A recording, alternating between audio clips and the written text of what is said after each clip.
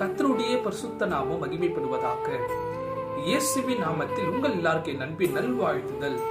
இந்த புதிய நாளில கூட கர்த்தராகிய தேவன் நமக்காக கொடுக்கும் வேத வாக்கியம் என்னவென்றால், ஏசாயா 60ஆம் அதிகாரம் 1ஆம் வசனம், எழும்பி பிரகாசி, உன் ஒளி வந்தது, கர்த்தருடைய மகிமை உன்மேல் உதிர்த்தது என்றார்.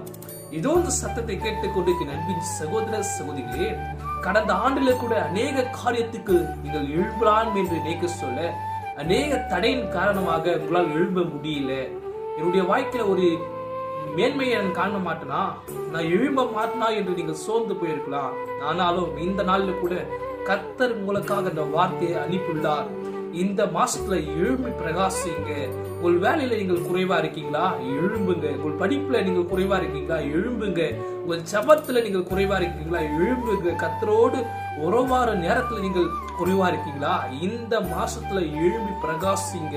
கர்த்தருடைய மகிமை உங்கள் மேல் உதிர்த்தது. நீங்கள் வெட்கப்பட வேண்டாம், நீங்கள் சோர்ந்து போக வேண்டாம். நீங்கள் எழும்ப சொல்ல அநேக இருட்கள் உங்களை சூழ்ந்து கொண்டாலும் உங்களை சேதப்படுத்த முடியாது. கர்த்தருடைய மகிமை உங்கள் மேல் உதிர்த்த காரணத்தினால் நீங்கள் அஞ்ச வேண்டாம். இதனால் சத்தியத்தின்படி எழும்புங்க, நன்மையானதை பெற்றுக் கொள்ளுங்க. ஆமென்.